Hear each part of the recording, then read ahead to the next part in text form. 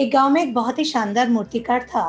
वो बहुत अच्छी मूर्तियां बनाता था और उसकी मूर्तियां दूर दूर तक लोग लेकर जाते थे। जब उसका बेटा छोटा था तो वो उस मूर्तियों के साथ खेलता था, लेकिन जैसे जैसे वो बेटा बड़ा हुआ उस मूर्तिकार ने अपने बेटे को भी मूर्ति बनाने की कला सिखाना शुरू किया। एक समय ऐसा आया जब वो बेटा अपने पिता से अच्छी मूर्तियां बनाने लग गया और उसकी मूर्तियां भी दूर दूर तक बिकने लग गईं। बहुत सारे लोग उन मूर्तियों को लेने आने लगे। लेकिन जब भी वो बेटा मूर्तियां बनाता था और अपने पिता को दिखाता था, पिता जब गलतियां निकालते थे तो वो फिर से मूर्तियों को चेक करता था और जो गलतियां पिता ने बताई होती थी उनको ठीक करके दुरुस्त करके फिर से मूर्तियां बनाता था, तो मूर्ति और अच्छी हो जाती थी और खूबसूरत हो जाती थी, उसकी कीमत बढ़ जाती थी, लोग उसे और पसंद करने लग गए थे।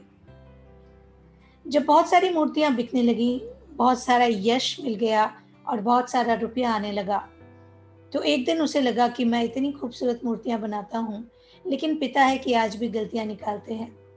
तो जब अगली बार उसने मूर्तियां बनाई और उसके पिता ने देखी, तो पिता ने फिर गलतियां निकाली। वो गुस्सा हो गया। लोग मेरी मूर्तियों की इतनी तारीफ करते हैं, दूर देश से लोग मूर्तियां लेने आते हैं और दूर दूर तक के लोग इसको लेकर जाते हैं, सब तारीफ करके जाते हैं, लेकिन सिर्फ आप हो जो गलतियां निकालते हो। तो मैं नहीं समझता कि अब आपको मेरी मूर्तियों में गलती निकालनी चाहिए, क्योंकि मैं अब इतना अच्छा मूर्तिकार हो गया हूँ कि मेरी मूर्तियों में अब कोई गलती होती ही नहीं है। पिता ने उसकी बात मान ली और उसके बाद मूर्तियों में गलतियां निकालना बंद कर दिया। थोड़ा समय ऐसे ही निकला। धीरे धीरे मूर्तियां कम बिकने लगी, लोग कम आने लगे और यश थोड़ा कम होने लगा और धन भी कम आने लगा। तब वो मूर्तिकार परेशान हो गया। उसने एक दिन अपने पिता से पूछा कि ऐसा क्यों हो रहा है? मूर्तियां तो मैं वैसे ही बनाता हूँ, मेहनत भी उतनी ही करता हूँ, लेकिन अब मूर्तियां कम बिकने लगी हैं। तो क्या आप बताएंगे इसका कारण क्या है? पिता ने कहा, मुझे पता था ये बात पूछने के लिए एक दिन तुम जरूर मेरे पास बैठोगे। बेटे ने कहा, ऐसा क्यों?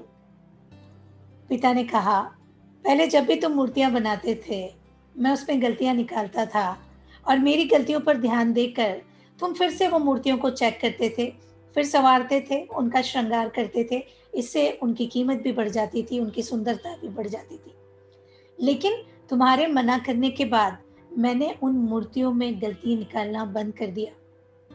हालांकि ऐसा बिल्कुल भी नहीं है कि सिर्फ मेरी गलतियां निकालने से ही वो मूर्तियां अच्छी बनती थी, लेकिन जब मैं गलतियां निकालता था तो तुम उससे बार बार देखते थे, एक बार फिर प्रयास करते थे, फिर से उसमें कुछ नया करते थे। कुछ नया हो जाने के कारण हर बार तुम्हारा काम और बेहतर और बेहतर और बेहतर होते जाता था। लेकिन जिस दिन तुम्हें लगा कि तुम ऐसे मूर्तिकार हो गए हो जिसको किसी की गलतियां निकालने की जरूरत ही नहीं है, या तुम्हें ऐसे लगा कि मेरी मूर्तियों में कोई गलतियां निकाल ही नहीं सकता, या तुम्हारे मन में ये विश्वास हो गया कि तुम्हारी मूर्तियों में कहीं कोई कमी होती ही नहीं है, कहीं कोई गलती होती ही नहीं है, उस दिन से तुमने अपने आप को बेहतर बनाने के लिए मेहनत करना बंद कर दिया। तुम जो बना रहे थे, जैसा बना रहे थे, वैसा ही बना के बाजार में बेचते गए। हर बार कुछ बेहतर करने की इच्छा हमें नया करना सिखाती है। जब नया आना बंद हो गया, नए प्रयोग बंद हो गए, तुम्हारी मूर्तियों में नयापन बंद हो गया, तो लोगों ने आना बंद कर दिया और तुम्हारी मूर्तियां भी खरीदना बंद कर दिया। बेटे को अपनी गलती का एहसास हुआ और उसे समझ में आया कि जिस मिनट हम ये मान लेते हैं कि हम सबसे अच्छे हैं, सबसे बेहतर हैं, और जिस मिनट हम सीखना बंद कर देते हैं, जिस मिनट हम लोगों की सलाहों पर ध्यान देना बंद कर देते हैं, उस दिन हमारी उन्नति प्रगति रुक जाती है। इसलिए जब कभी भी आपके पिता आपके काम में गलतियां निकालें, आपको डांटें, तो ये मत समझिए कि वो आपको परेशान करना चाहते हैं। वो एक्चुअली आपको और बेहतर और बेहतर और बेहतर बनते देखना चाहते हैं। तो क्या सीखा आज की कहानी से? यही कि यदि पिता को अपना गुरु मान लेंगे तो जिंदगी की हर मुश्किल से लड़ने का हुनर सीख जाएंगे। सीखते रहिएगा, क्योंकि जब तक सीखते रहते हैं तब तक ही हम जिंदा रहते हैं। और इसी तरह की और बहुत सारी कहानियाँ सुनने के लिए जिनसे हम बहुत कुछ सीख सकते हैं, सब्सक्राइब ज़रूर कर दीजिएगा। ऐसी ही किसी कहानी के साथ आपसे फिर मुलाकात होगी। तब तक के लिए अपना ख्याल रखिएगा।